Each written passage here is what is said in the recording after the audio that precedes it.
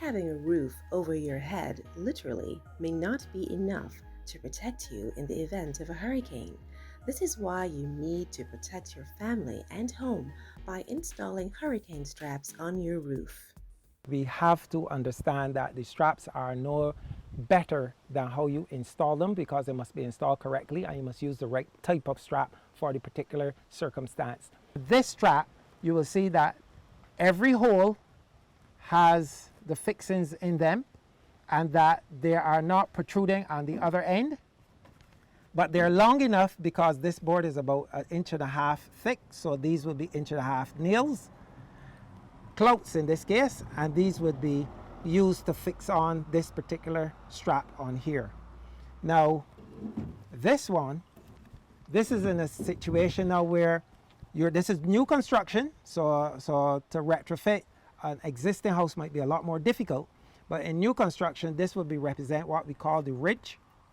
So it will run along in that direction along here, and these are the rafters that run along this way.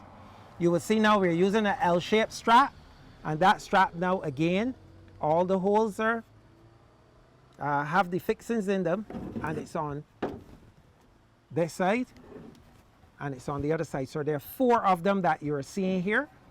All 4 of them must work together. So you see there are 2 at the top and there are 2 at the lower part of it, to make sure that they don't come into conflict with each other when the nails are put in. Then you see there's a strap that goes, a straight strap that goes right over the top.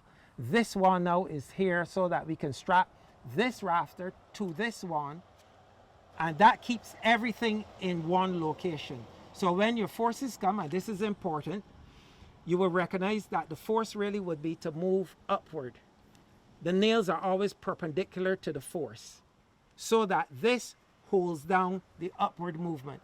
These, although these are in the direction of where the forces come, the actual force to move them apart is going in this direction and that direction. It's a matter of either trying to break it out or break it off this way. So these nails are fine. This is for the hip roof. So this is a special strap, if you can call it that, where this entire thing has nail protrusions in it. So you nail on this first, and that is nailed to the ridge, and it's done on both sides. So you will see it on this side, and it will be on the back side here as well. So it's strapped on both sides. You put on that one first. These 2 are put on first. When you have those 2 on, then the next ones you will put on are the hip rafters. So these 2 hip rafters, you will see their straps down the side of these hip rafters, right along down the entire length of the hip rafter. And you can see every single hole again is taken up, and these particular straps go this way and behind here. So all of them are fixed here and there. So what we've done now is that we fixed now the hip rafter to the ridge on both sides. So in this case, because we're using 2 members like this, a 3-inch nail is the nail that you would use. So it's 3 inches between this face and that face. So you use a 3-inch nail to get right in there. You can use a 2.5-inch nail as well, but we would more recommend the 3-inch nail that will get right through the rafter. The whole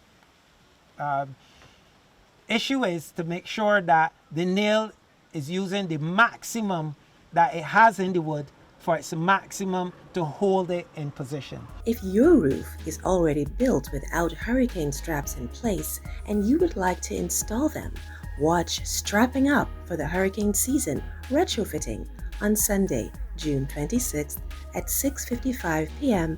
on this channel.